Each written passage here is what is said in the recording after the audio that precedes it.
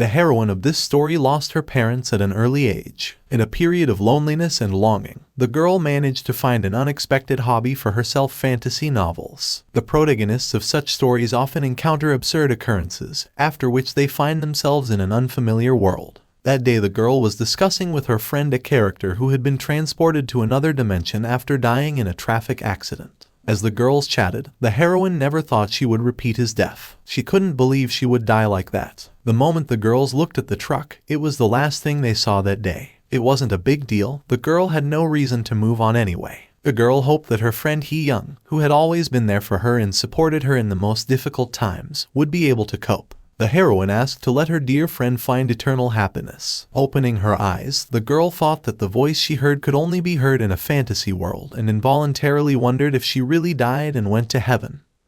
But it was not paradise. As the girl thought, sitting on the ground and looking at herself, it was another world, and she tried to understand where she had found herself and what kind of army was before her. After all, a few seconds ago the girl had been crushed by a bus. In her moments of contemplation, a knight with a sword rushed at her and wanted to strike the girl. She was horrified and covered her hands, because she had nothing else to do, and asked not to touch her, and then she saw before her the knight sitting on the ground, and his sword was molten with blue fire, as if it were melting, and looking at her hands the girl saw that it was her own doing. Looking ahead, she could not believe that she had done it herself. In front of her all the soldiers were defeated and the whole field was engulfed in blue flames, just like on her arms, and then someone came onto the battlefield who asked them to lay down their arms and asked for forgiveness for their impudence. The guy who said this explained that his soldiers were afraid of strangers. The girl wondered who was in front of her, and the guy with golden hair and a red robe behind his back introduced himself as Eric Blood. But everyone was used to referring to him as a prince who found himself on the battlefield, because he had nowhere to go. The soldiers looked at Eric incomprehensibly,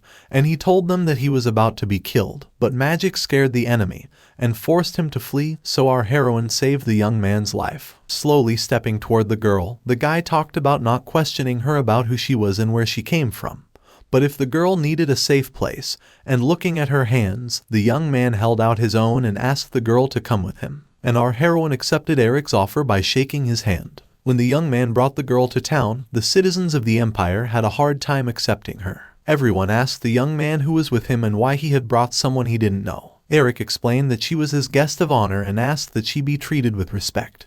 Holding the girl by the shoulder, Eric told everyone else. Whatever powers were bestowed upon the average high school girl, what could she do in a completely unfamiliar world? The girl needed social support, and Eric needed her strength. So the girl became his sword, leading the empire of Krovia to victory. Thanks to this, Eric was able to ascend to the throne. In return, the young man awarded our heroine a ducal title, despite the fact that she is a woman of unknown origin. At first, many nobles were unhappy with Eric's decision to award the girl a ducal title, but as soon as she conquered the lands of the strongest opponents of the empire, as such sentiments disappeared at once, the girl immediately began to be treated with respect and recognized her. 10 years later, the ballroom of the imperial palace of Krovia. Everyone was dancing and enjoying the ball, but then they announced the arrival of her lordship Duchess Serena Ardes. Our heroine, the blonde, entered the hall. Everyone was looking at the girl. The girls were telling Serena that she looked great. She thanked the girls by smiling at them. Eric, upon seeing the girl, spread a smile and raised his glass,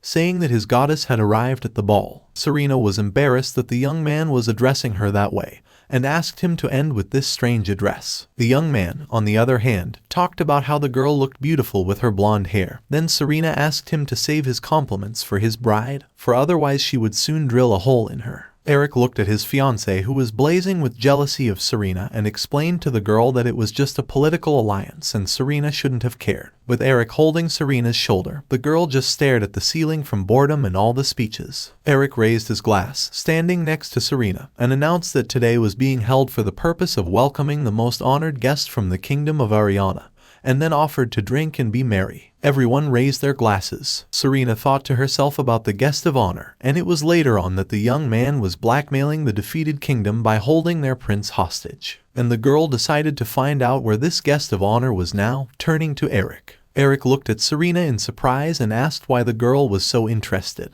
But Eric already knew everything perfectly well. The prince would stay in the outhouse for the time being, so Eric had to introduce the prince in advance to those aristocrats.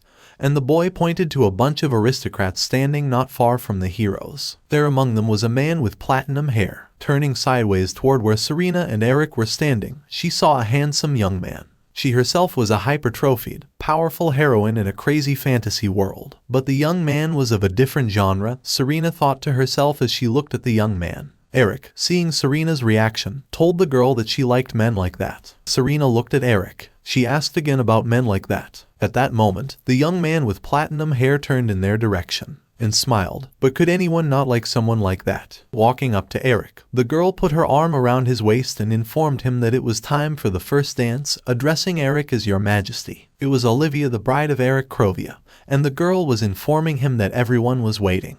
Then Eric pretended that he was the one asking the lady to dance, and she agreed. Serena, looking at them, thought this was the way it was supposed to be. As she was seeing Eric and Olivia off, someone interrupted her, saying that this celebration was somewhat boring, and didn't the girl find the same thing about it? The young man stood beside Serena, asking if he was allowed to be so rude and extending his hand to her, asking her to do him the honor. But Serena, waving her hand, said that she was not interested in dancing. The young man was taken aback. The next minute the young man looked at Serena and asked with a distraught face if she didn't want to dance with him. The girl thought to herself that her pitying face would not change her opinion, and giving him her hand she was about to speak, but he kissed that very hand. The girl was trying to understand what this guy was trying to do. Turning to the girl, the guy looked at her with a sly look and talked about making her heart flutter, which at first really surprised Serena. But then she just agreed and the young man squeezed her hand even tighter, after which he thanked the girl.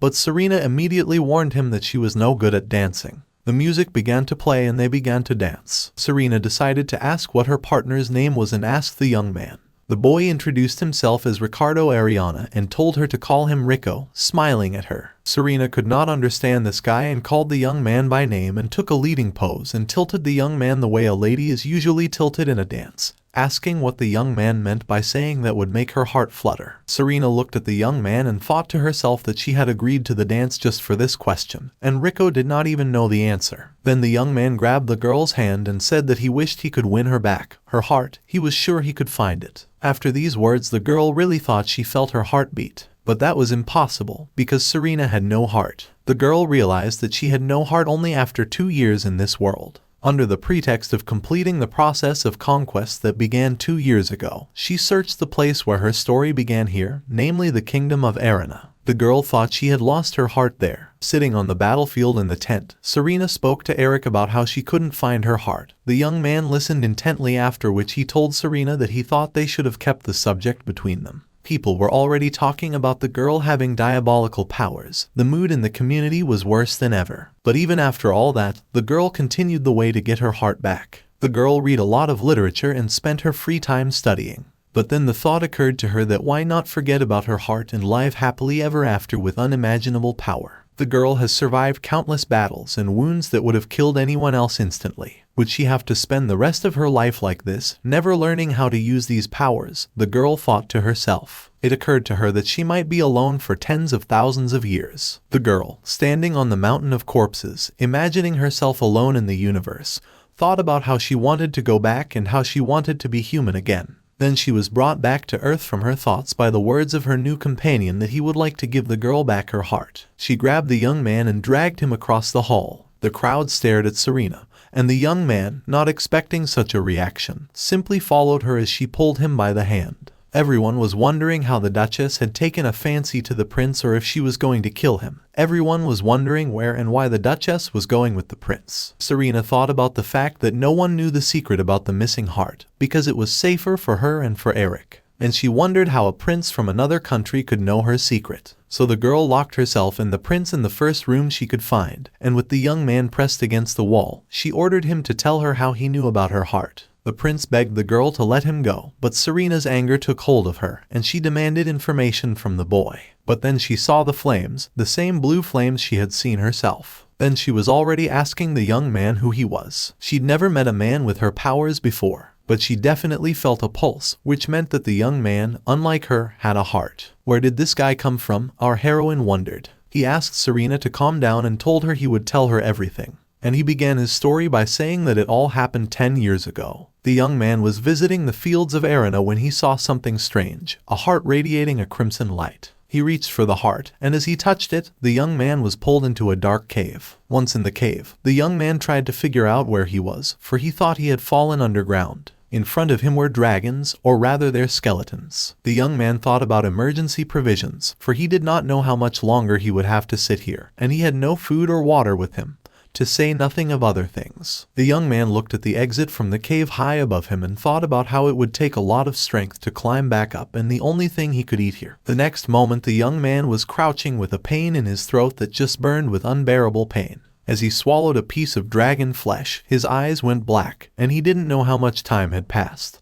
But when he opened his eyes and came to his senses, he felt an unimaginable power surging inside him. Without thinking too much, the young man began to climb up, and within a week he was finally able to get to the surface. Soon the prince returned to Erina, and after a couple of years, word spread quickly that the Duchess of Krovia had come to their kingdom to find something. Then the girl asked what the young man was trying to tell her, what that heart was doing next to the dragon, and how the young man knew it was hers. The young man smiled and looked at the embittered girl, asking her if she knew anything about his homeland. Then the girl remembered that Erina's crest depicted a dragon, and the young man confirmed her words. It is said that to prove her friendship, the founder of Erina gave her heart to the dragons, receiving their powers in return. As her power grew, she was able to throw giant boulders with one finger, and split mountains in two with one swing of her sword. Serena looked at the young man, and he spoke of the fact that perhaps the girl had heard this tale before. It was a story about the powers of our heroine. She had heard the legend before, but only took it as silly fiction. Having a witness changes everything. The young man smiled at the girl after his story, and she, turning away, followed in the other direction, thinking that she needed to Ariana, but the prince wanted to ask her something. Then Rico asked the girl to do him the honor of marrying him. He caught the girl off guard with his question, and turning around with a stony face she asked his question again. The girl asked the boy if he asked to become his sweet wife in exchange for information about her heart. Serena asked, but the boy replied that it was not in his plans. He only asked if the Duchess would allow him to be her faithful husband. Taking the girl's hand, the young man smiled and put it to his face. The next morning, a newspaper was placed on Serena's desk, where it was written about the events of last night. How the girl had gone to the balcony and secluded herself there with the prince. A girl with golden curls shouted to Serena to look at what was written in that newspaper. It was her friend Lorne Ines, the daughter of Baron Ines. Ines was surprised at the lies written about Serena, who, according to the paparazzi, had a date with Prince Ricardo on the terrace. The girl was outraged. Serena, on the other hand, looking at the paper, laughed at the fact that two unmarried people could not go on a date, and it had to be written about. Ines suggested suing the gossipmongers. The girl believed that her fortune should be used for good, for example, by putting all kinds of scoundrels behind bars, like those who were spreading rumors in this newspaper. While her friend was very angry about the situation, and Serena was amused and believed that there was no need for a trial. Taking her mug, Serena asked her friend to stop fidgeting and answer her question. Serena considered the girl her only friend, and the history of ancient times was her specialty, so the girl could only turn to her. Lorne said that was true, but why was her friend suddenly interested in Erina's history? Serena, turning away, lied about how she just wanted to educate herself culturally. Legend has it that the founder of the kingdom gave her heart to a dragon. It sounded absurd, but that was the story. Lorne thought she had responded to her friend and asked her to explain what the situation was at the ball. Serena, on the other hand, looked at her friend and replied that nothing much had happened. The young man had simply proposed to Serena, an answer that shocked her friend. Serena remembered last night and the stories the boy had told her. Serena didn't understand what the guy was talking about and brushed him off. But the young man was so sweet that the girl almost fell for his sweet face. Ricardo was talking about how her proposal could exactly please the girl, and she wondered how that could be. The young man said he knew what the girl was thinking, namely, that she would go to Erina first thing tomorrow. The girl replied that it was natural, for her heart was there. But then the young man stopped her, saying that she could not do it. These words made Serena very angry, and she wondered why she couldn't do it, but Ricardo told her that because of what happened in Erina after he returned from that hole. Then everyone rejoiced that the prince had returned alive, but the subjects looked at him and did not understand what was happening.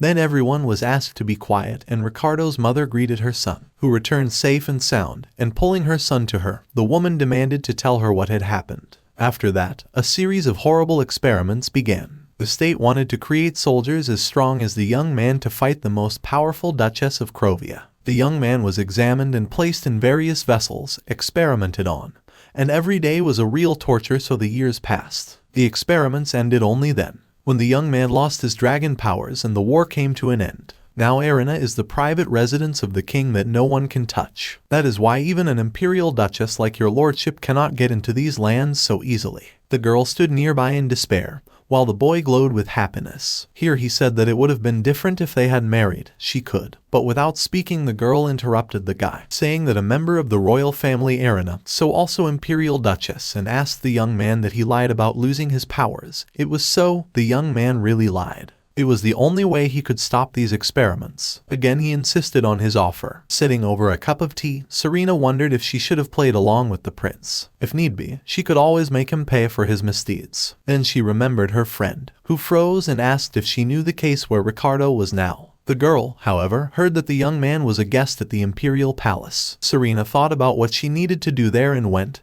her girth resentful. Serena went to the palace and wanted to accept the young man's offer. The next day Eric asked Serena if she was really interested in this prince and said that if she wanted to, of course she could marry him. At that, Eric replied, coldly playing pool with his girlfriend. Serena didn't think the guy would support her idea so easily, but the young man thought that only Serena could decide that. Who could even dare to voice her displeasure? Besides, Eric said, a girl could always break off an engagement or a marriage, which frankly, the boy admitted he would be very happy about. Serena looked at her friend with an incomprehensible look and asked why he said that, since he was the one who supported her proposal to marry the prince. The young man, however, knew that he couldn't stop Serena, and so he said so. He was worried about her condition, for the girl herself had said that her emotions were becoming less and less vivid with each passing day.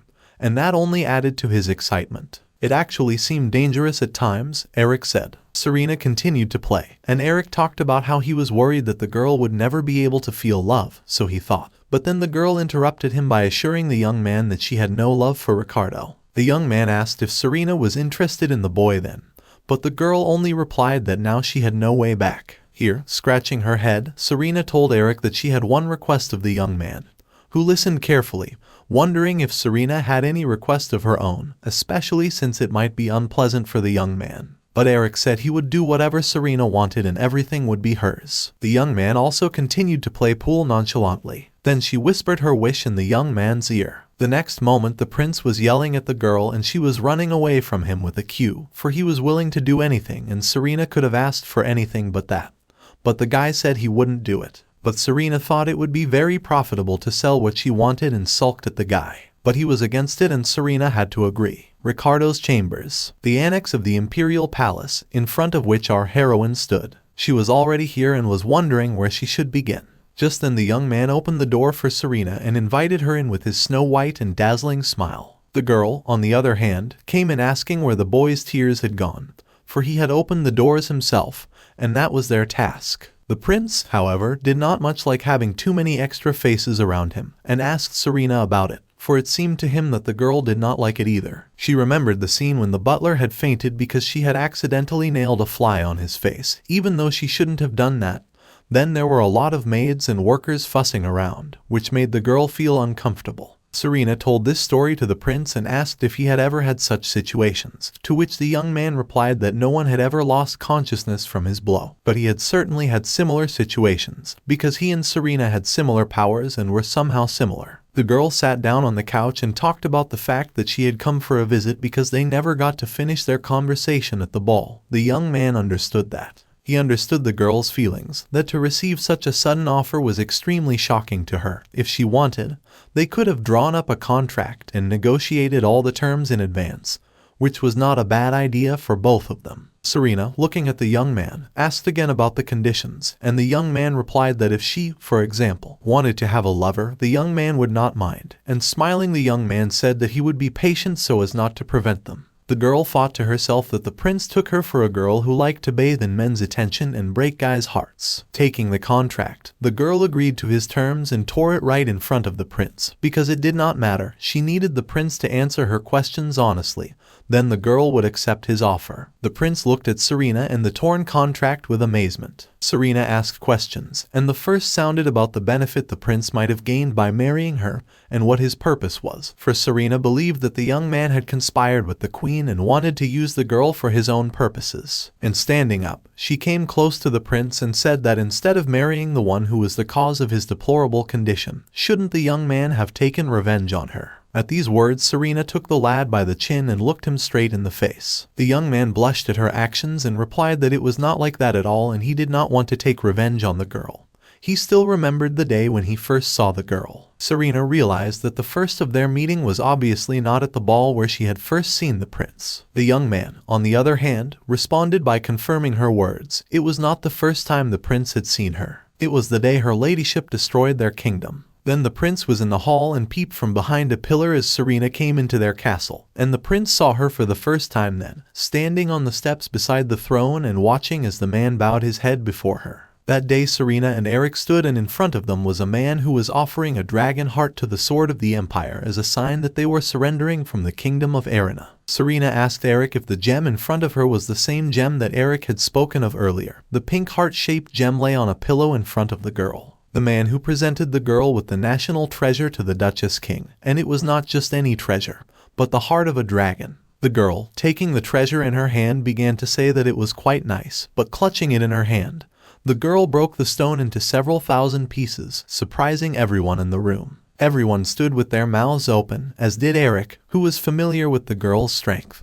but he too was a little shocked by the situation, unlike the others, who were in complete shock. The man knew no greater sorrow than it was now, for the girl had broken the heart of a dragon, the purest gem in all the world. Eric begged the man to calm down, for the Duchess had done it by accident. Ricardo, too, watched this picture with wide-eyed eyes. In that moment, the boy realized that the time of this cursed kingdom had finally come to an end. No matter what the girl's intentions were, it was thanks to her that the Queen's laboratory, where he had endured endless suffering, had been destroyed. That's when the young man decided his savior's heart would be returned to her, for whatever it was worth. The young man told the story and ended it by saying that no one knew, but maybe that was when the guy had already fallen in love with the girl. Serena looked at him with a kind of disbelief and thought the prince was joking. But the young man only smiled and asked Serena why she thought that. Because that was the only reason the guy wanted to help her. Speaking of the second reason, after the girl had taken him as a trophy, he wished her success in invading Arena, regaining her heart that had been hidden from the eyes of strangers for so long and trampling the last hopes of their kingdom into the dust. The young man finally wanted to see it. Looking at Ricardo, who spoke so passionately about his desires, Serena believed him, because she liked the second reason much more than the first, and it sounded more believable to a girl. And then she decided to call the guy Rico and let him know it. The young man smiled again and agreed to the condition. Then Serena said that she had one more condition, and the boy listened to her carefully. The condition was that Rico should not fall in love with the girl, because that would burden her. The young man smiled. He knew that it was impossible for his feelings to be mutual. Holding out her hand to the boy, Serena said that she was looking forward to their work together. After shaking hands, they agreed on everything. After that, Serena told the young man that in that case they should have started preparing for the wedding. The young man smiled at her. They agreed on everything and were both willing to work toward their goals, both excited about the work ahead and the conscientious cooperation. Serena, placing the box on the table, wanted the master to see it. In front of him was a beautiful pink stone, the legendary eye of the dragon from Arena. The master was happy that he was able to see such a rarity, and he glistened with happiness. Serena, however, did not even know the name of the gem she had brought to the master. A couple of hours earlier, the Duchess was sorting out her work moments when suddenly someone came to her and brought her a gift from His Majesty. The letter said that because of Serena, the young man had had to forge that stone from his crown for almost 100 years. The girl remembered that the boy scolded, but sent the stone anyway. Immediately after the girl cracked the heart of the god, the government of Arena bestowed upon Eric another exquisite gem, the dragon's eye. The girl looked at the master and asked him, since he had seen enough, to place this stone in the ring so that no one would know about it. The young man asked if the girl wanted him to split such a beautiful gemstone to fit it into a modest ring.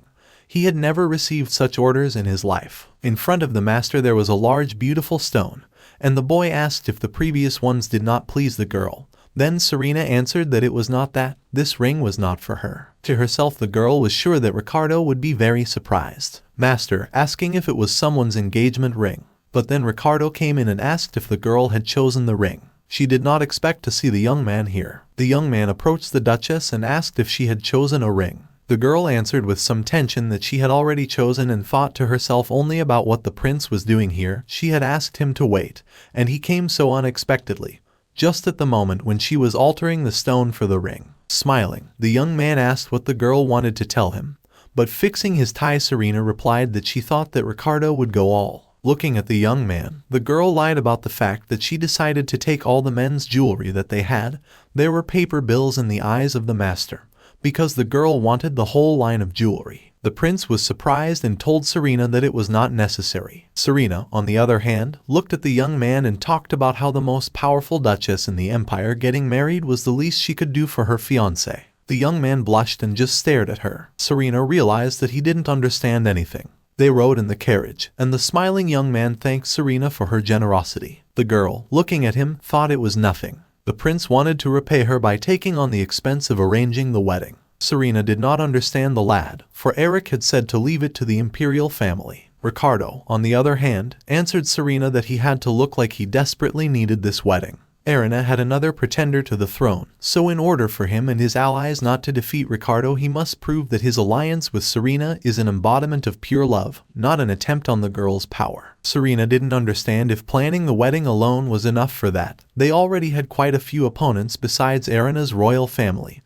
the imperial aristocrats. For example, Serena said. Serena was sure that these pests would do anything to prevent their marriage. The young man noticed that the Duchess's words sounded as if she was not on the best of terms with the aristocracy. The girl did not lie and said that this was indeed the case. Then the young man suddenly asked if the girl had any pieces of the dragon's heart left. The prince explained that the Duchess might have assembled some work from them and sent them to her enemies, along with a letter thanking them for their loyalty and good service to the empire. Serena wondered if such a gesture would improve relations with the nobility. The young man thought it would, because the nobles' desire to be recognized by their rulers is as great as their lust for the oppression of the inferiors. Serena decided to listen to the young man and see how the nobility would respond to her gesture. Anyway, the girl was happy to be marrying the prince, while the young man informed her that they hadn't even had the ceremony yet. As they left the carriage, the boy offered to let the servants discuss their wedding among themselves as much as they wanted. The rumors were far more powerful than Serena could have imagined. At these words, the boy smiled again.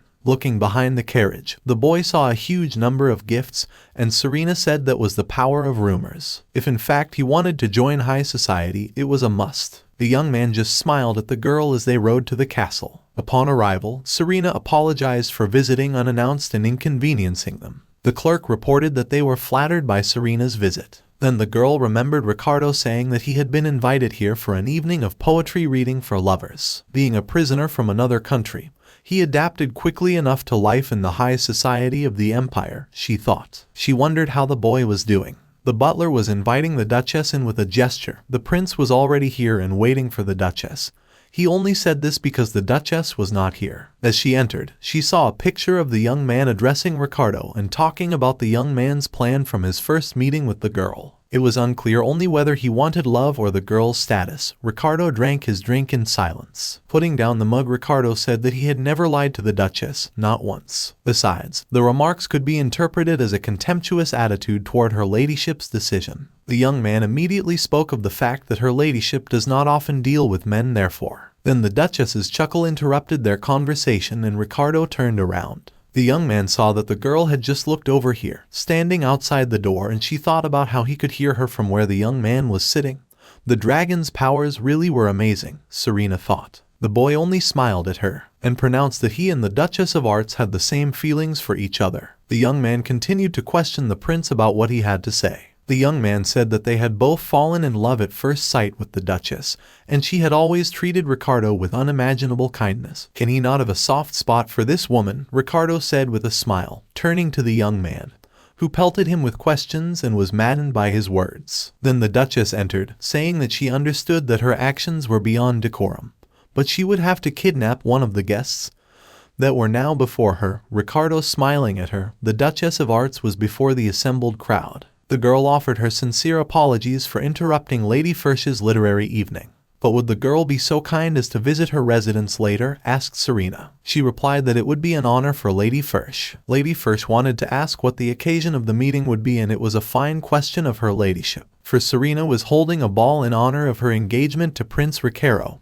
and approaching the young man, she said this and looked at all the subjects in the hall, who were shocked by the Duchess' statement. The celebration will take place at Serena's estate in a week, said the girl, holding the prince by the arm, both of them radiant with happiness. The prince looked at the hands of his beloved, and she smiled, looking at the crowd of aristocrats who were present at this literary evening, at which they managed to announce this important news. A girl standing in the dressing room congratulated the Duchess on finally getting married. Serena thanked the designer and asked Ricardo to let her be introduced to her personal designer, Marina. She would prepare a costume for the young man for the upcoming ball. Ricardo looked at the girl in front of him. She bowed and told the young man that everything would be executed to the best of her ability. If she was allowed to say so, the girl smiled. She was beyond excited. For such an inspiring model the girl had not had since the emperor, she said, spreading a smile. The prince stood before her in a suit that accentuated his white skin and beautiful platinum hair. The suit was done in the pistachio color that the designer had represented on it. But there was just one problem, which Serena mentioned in passing. The ball was a week away, which shocked the designer. But the girl took it as a challenge. Marina asked that it be given to her, and she would pick out the most fashionable, exquisite masterpiece costume in all the empire for His Highness in time. The girl's eyes lit up, and she had already armed herself with thread and a meter to measure all the young man's proportions as quickly as she could. As she ran off with the prince's measurements, she said she would be back soon with options. Ricardo stood and looked after the fleeing designer and left alone.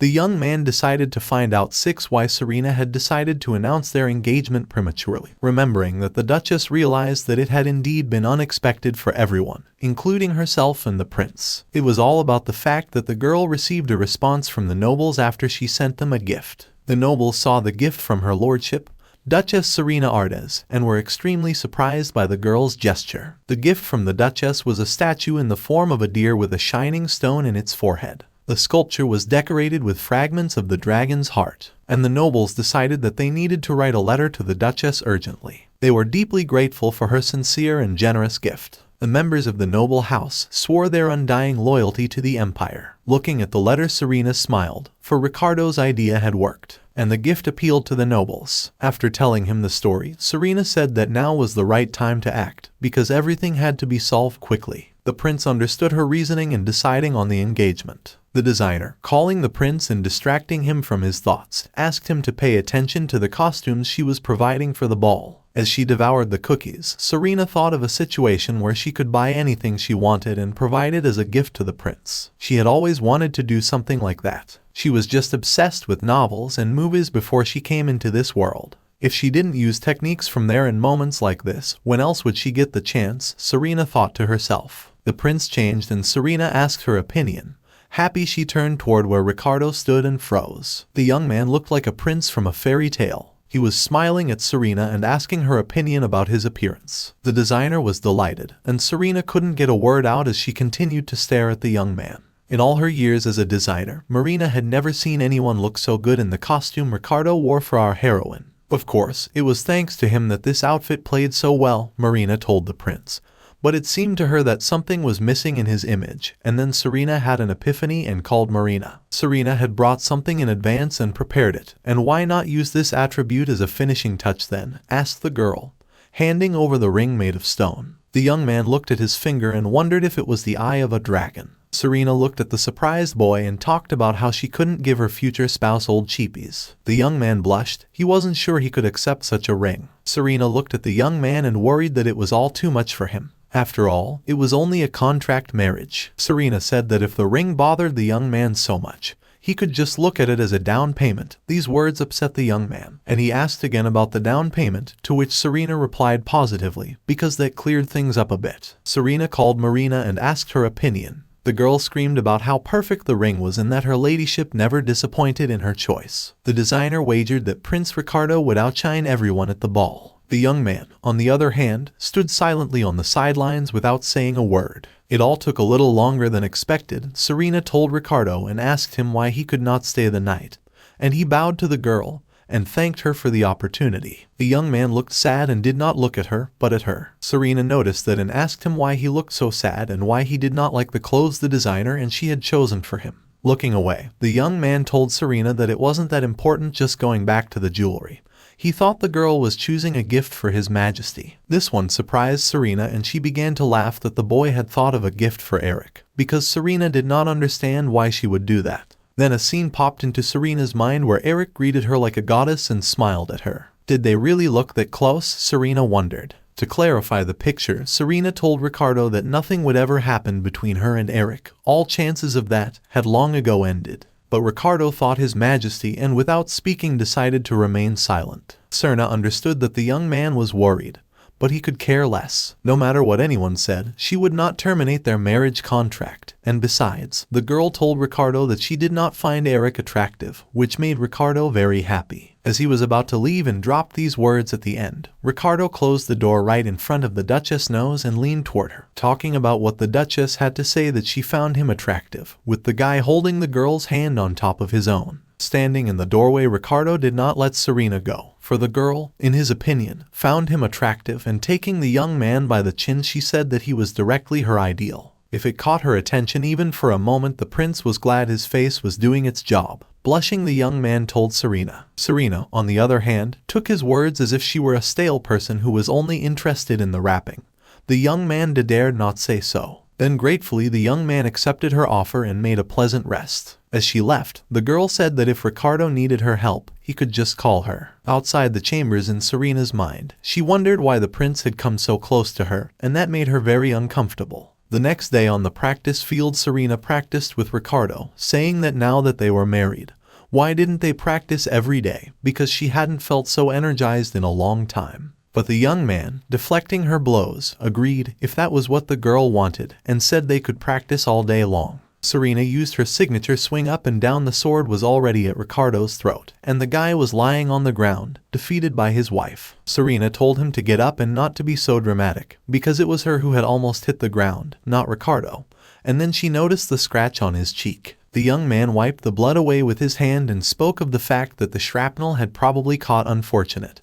But he was ready to go on. Serena didn't want to hurt the young man, because if he had ducked, nothing better would have happened. Taking the young man by the chin, Serena checked how bad the cut was. Each time such a free action on Serena's part, the young man was surprised, but the smile did not leave his face. To herself, though, Serena thought that he should not have a scar on his face, because lately the girl had lived only for the sight of that beautiful face. Then they were interrupted by the butler, who brought a letter from her ladyship. It was an answer to her invitation from His Majesty. Serena decided to see what Eric had answered her, and Ricardo was also interested in whether Eric was coming to their ball or not. Serena saw that Eric wasn't coming and it upset her a little, but she didn't show it. After all, it was Eric's right. She had invited him anyway, as a courtesy, and at these words she burned the letter. Damn Eric, scolded the Duchess, for she knew he would. Ricardo watched from the sidelines the princess' actions and simply remained silent. He watched as Serena gave orders to the butler to sketch an answer for her. Ricardo asked her ladyship if she was free tonight, and before she could finish, Serena interrupted him, suggesting that she return to the palace,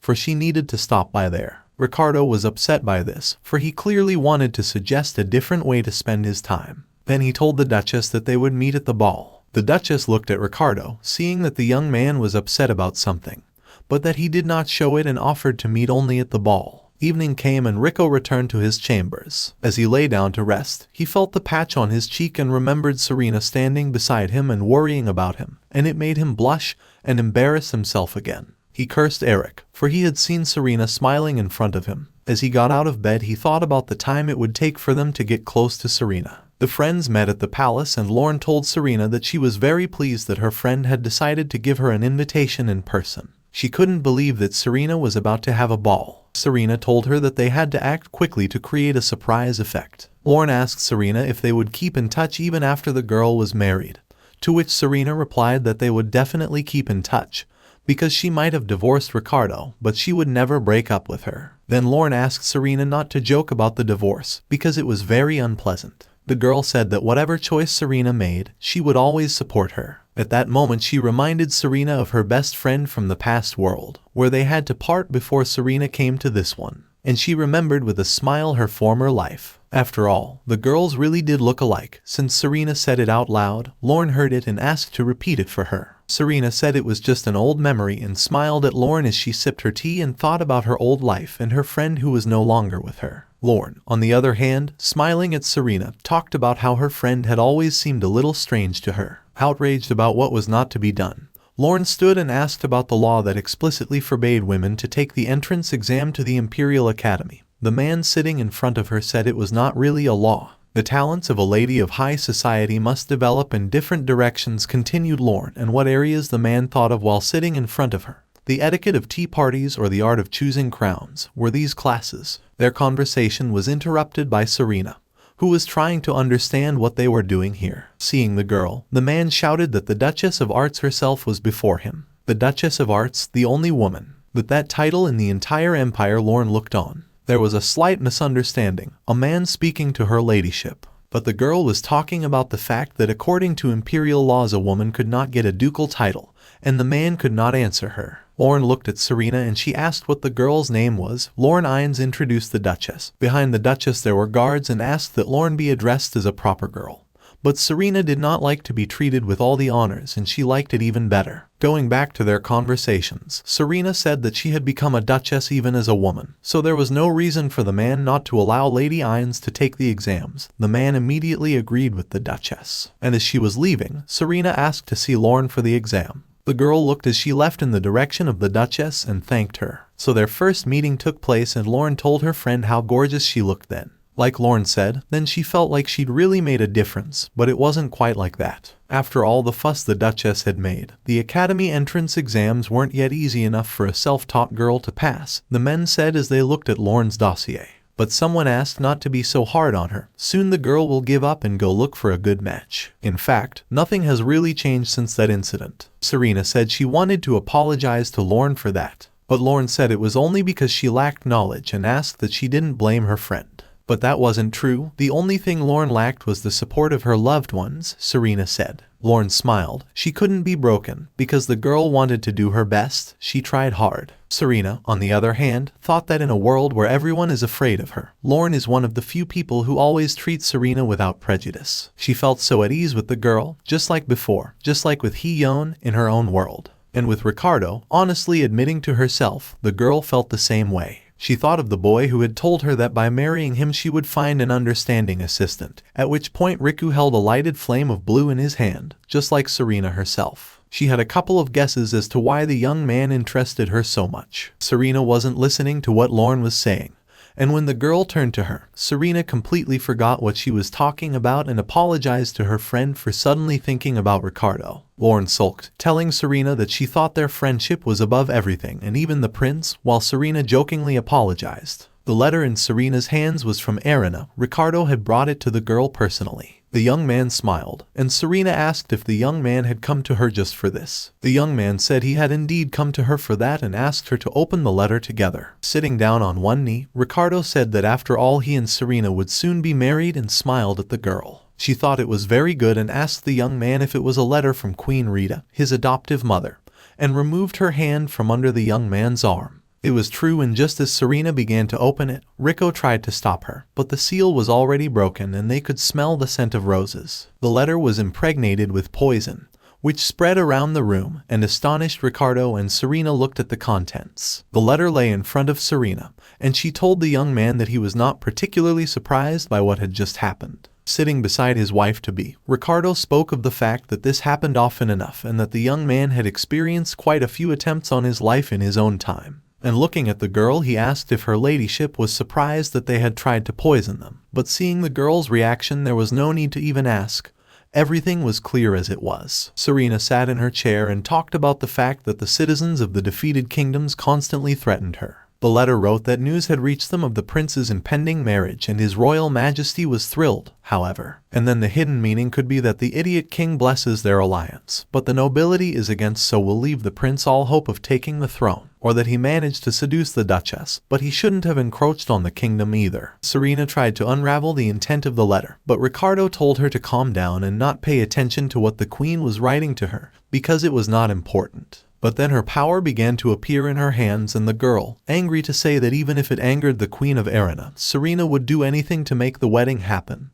Ricardo, on the other hand, sat and looked at his beloved smiling. The next day Serena tried on a dress. She didn't think this red dress would suit her, but it looked great. Serena, on the other hand, believed that money could buy happiness and sparkled in her new look. The maids took it as praise for their handiwork and were happy to please the Duchess, too. The maids told Serena that they had never worked so hard, that Lady Olivia certainly couldn't outshine Serena at her own engagement ball. Serena asked if the girls thought it was too much. After all, Serena thought to herself that Eric had said he wasn't coming, which meant that Olivia probably wouldn't be at the ball either. Sitting down at the table, Serena heard someone wanting to come in, addressing the girl as your ladyship, and she asked the man to the table. It turned out to be Ricardo, radiant and smiling at our heroine. The costume they had picked out for the prince suited him very well, and the bride-to-be had told him so once again. But the young man only saw Serena, who, he said, looked more beautiful than he. She liked the way she looked today, and so she, agreeing with the prince, accepted his compliments. The maids stood nearby and held the box. Then Ricardo asked to help them with the necklace. The girls blurted out at the young man's beauty and could not resist him. Serena, on the other hand, didn't mind and drank her glass while Ricardo fastened the necklace around her neck. The prince was complimenting her on how the girl looked good in jewelry, and touching her shoulder he whispered in her ear, asking Serena if he would make as fine a groom for her, holding the ornament around her neck and looking the girl in the eye.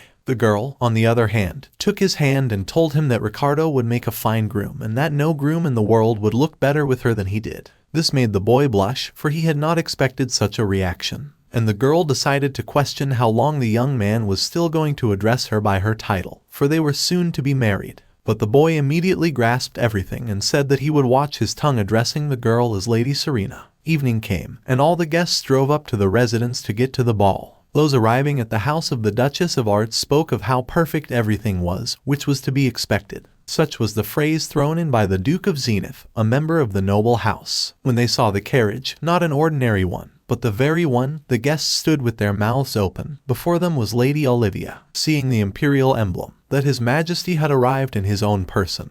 But it seemed that he was not accompanying his bride this evening. The Duke of Zenith addressed the future Empress and bowed to her. It had not been long since their previous meeting at the banquet.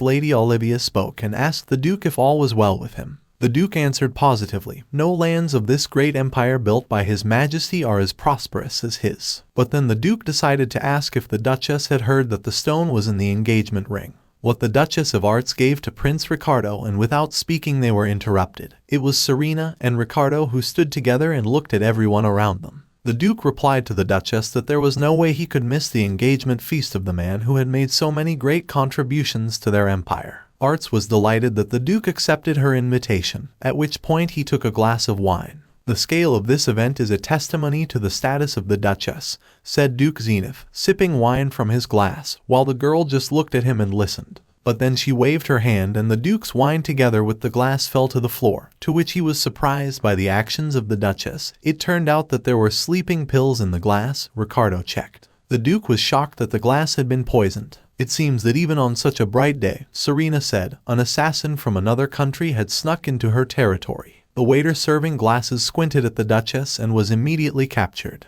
To think that he had tried to poison her guests with the usual sleeping pills, it was all child's play, Serena thought. In the same way, she offered the Duke standing nearby a taste of the drink in her hand. The Duke thought that even after the end of the war life has not become calmer and refused. Then the Duchess of Arts introduced the Duke to Ricardo and reminded the young man that Eric had introduced them to each other at the last imperial ball. Ricardo responded positively. They had been fellow servants and therefore knew each other very well. The Duke thought, however, that it surprised His Highness, such unpleasant incidents that often happened to his fiancée, whether the young man was ready for such a thing. But Ricardo thought it was the least he could pay to be with Lady Serena, the young man said, taking the girl's hand and looking at her with an amorous look. The Duke thought the two of them were perfect for each other, looking at the young couple. Serena, on the other hand, thought he was more verbose than ever. Then she noticed Lady Olivia with two guards heading her way. Serena greeted Lady Olivia and apologized for the late greeting.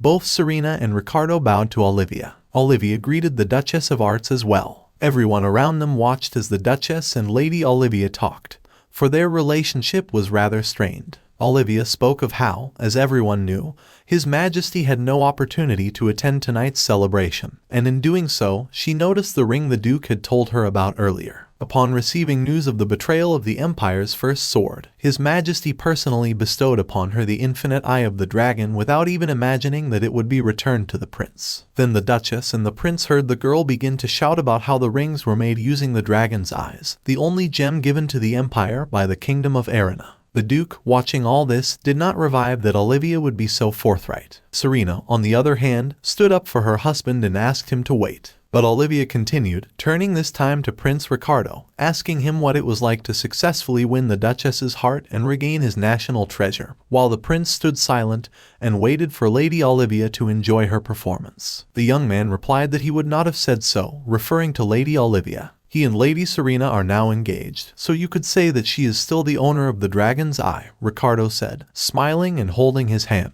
Just living near this lady is the prince's greatest honor. Olivia and everyone tried to withstand the pressure of this young man's love. People began to whisper about how the young man could have said such a thing. Was the prince really drugged by his beloved Serena? Serena said that usually everyone brags about their feelings for each other at the engagement ceremony, but she thought it was okay to skip that part since everyone had already seen it for themselves. And Serena thanked everyone for coming to their celebration, wishing everyone a pleasant evening. They walked up the stairs after saying goodbye to everyone, and Serena looked at her companion, who coughed a little, but he was just pleased that the girl had decided to stand up for him. Serena asked if Ricardo was happy about any little thing, to which the young man replied that he sincerely believed that he would never forget this ceremony. So they both watched the sunset that illuminated the hall in which they stood. The next day Serena was angry right in front of Eric, because the noble house refused to approve her engagement, even though they accepted the dragon's heart. Eric asked Serena to relax, because there was nothing wrong with that. They still could not approve of Eric's marriage, and he had been engaged for a year, the prince told Serena, quietly sipping his tea. Serena, on the other hand, talked about how marriage didn't bother him and he didn't really want to marry Olivia.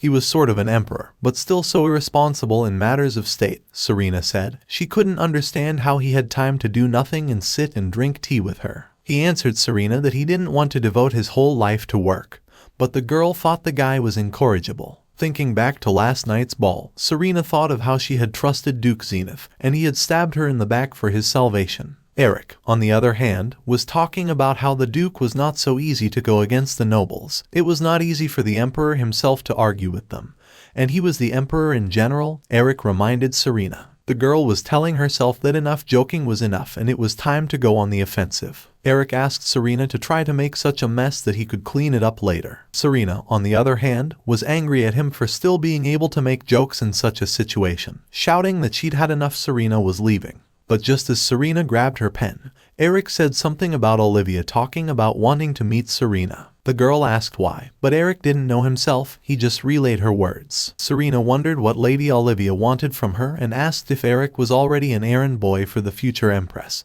But then Eric reminded Serena that she herself had once given up the place and should not have forgotten it. Eric smiled as he looked at Serena. The girl, on the other hand, thought about why the young man had brought it up. Serena remembered the day when she and Eric were walking down the palace corridor and she was talking about how the fact that such an independent young lady had received the title of Duke must have shocked all those aristocrats. But the girl still didn't have the power to make all her whims come true and she knew it. Then Eric stopped and offered Serena to be the empress, which shocked the girl. But Eric was serious and suggested that she think about it, because if the girl became an empress, she would definitely have that very power. He could cover her from those duties that the girl was not interested in.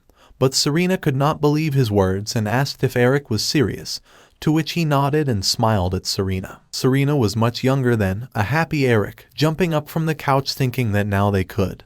But Serena said that not only was she younger, but Eric himself was, too. Eric thought to himself that Serena had always put up a stone wall between them, as if she were warning the boy not to go any further. Then they returned to the conversation about Lady Olivia, and Serena asked what the girl had told him, sitting down in his seat and upset. Eric exhaled and said that Olivia had offered the girl to stop for tea with the prince. This news surprised Serena, because it was strange for her. Maybe the princess wanted to apologize for that strange stunt at the ball. What could even happen, Serena thought. The next day, Serena and Ricardo visited Olivia. She hoped the boys would be sober about the confession she wanted to make. Serena's hands were shaking and you could tell by both of them that they were nervous. With a wave of his fan toward the girl, Ricardo immediately held out his hand for protection, while Olivia only moved the fan closer to her and spoke of what she wanted to confess, namely, to confess her love for the Duchess of Arts. Serena thought about the fact that she and Olivia had always had a not very nice relationship,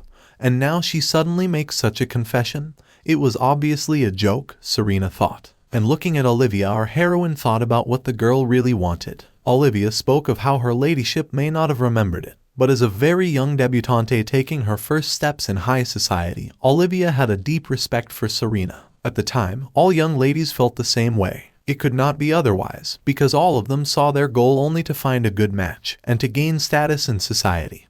But Serena was different, the woman in whose hands was the whole duchy. Olivia hoped that Serena would be the empress. Everyone expected great changes in the empire because of her. Serena asked Olivia to stop, for she had a question, and she apologized for interrupting the empress story. The girl did not understand why Olivia was telling her all this now, but Ricardo answered for her, believing that she was telling all this because she and Serena were now engaged. If Serena marries, she will probably start a family and stay in the empire. Lady Olivia surely wants to know if Serena intends to permanently secure the title of Duchess of Crovia and make a stunning change in the life of the empire. Olivia looked at Ricardo and talked about how her fiancé was no fool. Serena stood up and said that she would not live up to Lady Olivia's expectations because her devotion to this country was not so deep, which surprised Lady Olivia most of all. The girl explained that she was very tired of the endless killing and saving other people. Now she had to save herself. Olivia was talking about how she understood her ladyship, what the girl had been through over the years, but she just wanted to say that if the girl's opinion changed, she would always be glad. On her way out of the palace, Serena told Ricardo that it was all unexpected and she felt as if she had underestimated Olivia. Then looking at her fiancé, Serena asked why he was so sour, because it wasn't like him. Then Ricardo replied that seeing a woman who had previously shown kindness and hospitality selfishly demand to work for her house and empire, the young man said, made him bitter for Lady Serena. Serena knew that Rico had been through something like this before, so he must be tired of all this nonsense. No wonder he was so excited. Serena, on the other hand, explained that she was pleased that Lady Olivia was at least being honest with her. She admitted that she had put all these expectations on Serena out of her own speculation. It was also understandable that she could not refrain from commenting when the jewel of the empire glittered on the finger of a foreign prince. In private, Ricardo thought to himself that he didn't like it when any Lady Olivia or imperial aristocrats tried to use Serena to their advantage, and wondered if there was another way to keep the nobles in check. Then the young man remembered the dragon heart that was on his finger. Serena was already climbing into the carriage when suddenly Ricardo stopped her and offered to keep Lady Olivia at arm's length for a while. He suggested a joke on the noble family. After all, it was its members that were the source of the problems. Serena could not understand what the young man was getting at. Smiling at Serena, she realized that the young man wanted to blow off steam. Then she decided to ask Ricardo exactly how he wanted to make fun of everyone and if he had any idea. Before arriving in the empire, he heard an unimaginably intriguing rumor that a noble house holds its own casino. At first glance, it seemed to be just an ordinary tourist attraction, a place where aristocrats from all over the world could relax and enjoy the evening. This casino only had one peculiar rule, namely, members of the imperial family were forbidden to enter. Serena remembered being there. The ban had been imposed under the pretext that visiting such an establishment by members of the imperial family might cause an unpleasant diplomatic incident. But targeting the place was too dangerous. To destroy the playground that the nobles have built with such a friend would be a pleasure. But in this war, not all issues can be resolved by brute force. In return, they would receive a blow of the same force as Serena and Ricardo. Suddenly, it would negatively affect the approval of the marriage. But the young man looked at Serena, smiling, and talked about the fact that he did not propose to destroy the casino by force. At the time, Serena did not understand what the young man was offering. Ricardo was offering to take it from them, the dragon's heart. That was what Ricardo was talking about and began whispering in the Duchess' ear. The girl thought about the fact that it was time for her to change her career from the world's strongest duchess to a jewel thief, for it was in the casino that her gift that she had presented to the aristocrats stood. Duke Zenith's residence. The Duke acknowledged the fact that her ladyship's visit surprised him and he asked what Serena wanted to discuss with him. The girl, on the other hand, spoke of the fact that she did not need any special reason to meet her old comrade. Moreover, she reminded the Duke that he had been to their ball, so visiting guests was commonplace. Today, however, they had an entirely different reason for this visit. Serena decided to ask if it was true that the heart she had given to the noble house was in the possession of the Duke, who looked apprehensively at Serena and told her that the girl was well informed as usual, and that this was correct information. The Duke was asked to watch over the preservation of the gem. Serena thought so, but told the Duke that she thought it would be left to the Marquis of Thornton, for he was the representative of a noble house. The Duke also thought it would be more proper to give the jewel to the Marquis, but everyone else was sure that the boys would try to destroy the dragon's heart if it were kept on the Marquis's estate. Serena thought about the snake pit and how they were still afraid of her and yet refused to approve the engagement. Serena was angry and thinking that wherever they kept the stone, she would wipe it to powder. Blue flames spilled around her, while Ricardo just smiled, saying that the girl shouldn't forget why they were here. They needed to steal the heart, not destroy it. Serena, on the other hand, saw no difference. As they walked down the hallway behind the Duke, Serena and Ricardo heard strange noises behind the door that was right in front of them. Someone behind the door begged that it might not have been as good as the dragon's heart, but it was still a pink diamond. The man asked to be allowed to place the stone at least in the auction. Serena heard something going on outside the door and asked Ricardo about it. The young man heard it too, information about the pink diamond. The Duke asked what was wrong and Serena lied to him, saying that she had enjoyed the magnificent view from the window. The Duke replied that he would not allow anyone to visit him if he knew they would visit him. Serena asked about whether there was anyone else in the house, and the Duke replied that there was someone she would not have been happy to see. The door opened, and before them stood a room of playing cards and chips. In front of them sat Marquis Thornton, the head of the noble house, who smiled at the Duchess when he saw her. The Duke thought that the drawing room was a little cramped for so many people, rubbing his guilty head and looking at the guests. The Marquis, holding playing cards in his hand, said that he had not seen her ladyship for a long time and apologized for his rudeness. He would very much like to say hello properly, but was afraid that his old body was not able to stand up as easily as before. The girl stood silent and looked at the rude Marquis as he sat staring at her. Ricardo saw Serena heading in a completely different direction,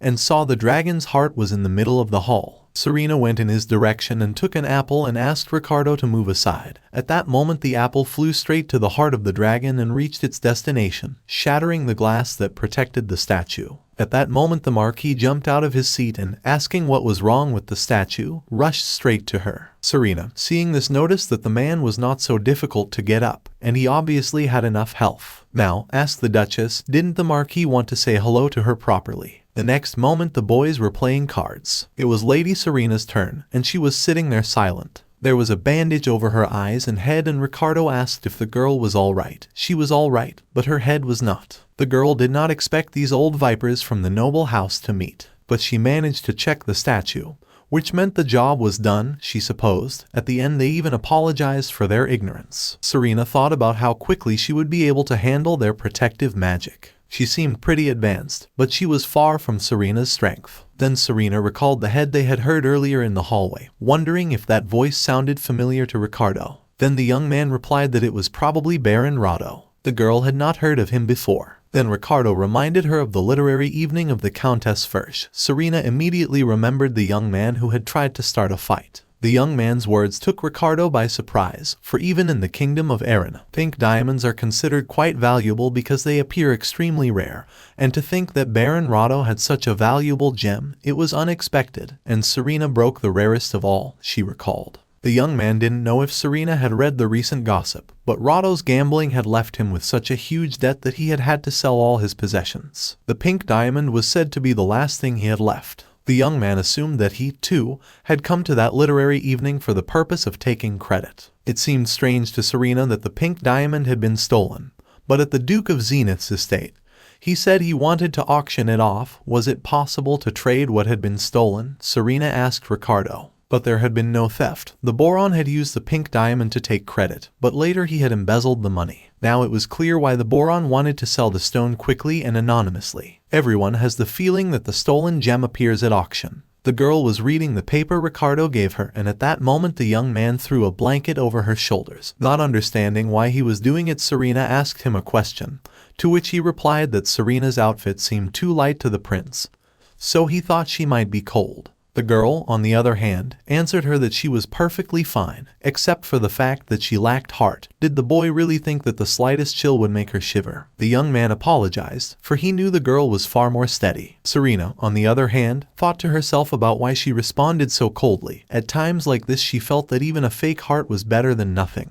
Then it hit her, real heart and fake heart. She knew what they had to do. Addressing Rico, said Serena, and Serena suggested a little change in their plan. They had to convince Baron Rado to sell his pink diamond and bring that one here. Once they had it, they would swap it with the dragon's heart. Our heroes went back to the casino. The place had become much more spectacular, Serena said. Since noblemen from neighboring kingdoms were coming here, business was sure to flourish, she thought. Ricardo didn't think Serena came here often, but the girl told him that she had only been here once before Eric appointed her as his assistant. Everyone looked at Arts and her husband passing by and wondered how she had gotten here. Then hearing this, Ricardo immediately took the girl by the hand. Serena immediately reacted by the fact that he had already dared to take her hand and offered the young man praise for his courage. But he only replied that the auction would soon begin, and Serena was ready to do so. The host welcomed the ladies and gentlemen. She announced tonight's lot, a real masterpiece, and it was Lake Rado, a magnificent landscape by a famous artist from the central region. The starting price for the first lot was 5,000 gold pieces, and our heroes began bidding 10,000. Serena intended to take revenge on the aristocrats for always keeping them away from her,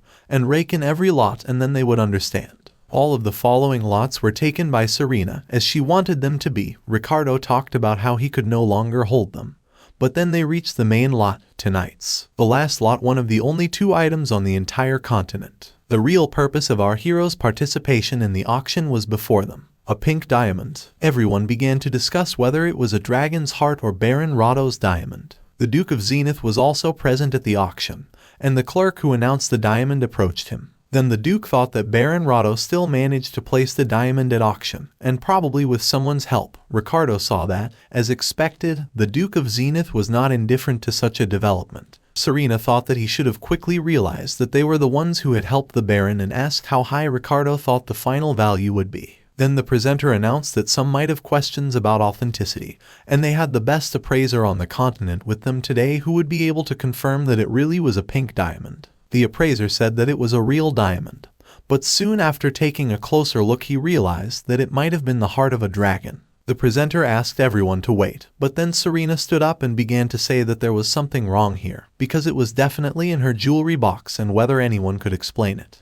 It seemed to her that it was the dragon heart that she had given to the noble house. So what was it doing here? Serena asked. Serena did not expect the young man to actually do it, but Ricardo said he was only following her orders. The girl had Baron Rado's diamond in her hand. Baron Rado said he didn't care if the gem was sold or split. The main thing was that we would help him get revenge on the noble house. He told her that some noblemen of lower rank were treated with the same disdain and that the noble house had far more enemies. And Ricardo asked the girl to tell him her plans. Serena first wanted to make Baron Rado's diamond look like a dragon's heart and then swap it with the real one. No one would be able to tell them apart. She decided that she would even put an illusion on the Duke's residence until the auction was over. And then, when the real heart is placed in the auction, it will look as if the nobles are trying to sell the jewel she gave them, and the diamond will be found in the Duke's possession. Ricardo talked about how everyone would then have to think that the noble house had stolen Baron Rado's diamond. That meant that it was Lady Serena's move, and the girl asked for everything to be given to her. But when they arrived at the site on the day of the operation, they saw that the protective magic at the Duke's manor had been improved after her visit. But it was no problem for Serena and she got the stone, having had time to replace it with a fake. When suddenly someone came into the hall. The real heart of the dragon was in Serena's hands. But what was the maid who came here doing in the hall at such a time? And then the girl saw the maid taking the stone from the deer's forehead.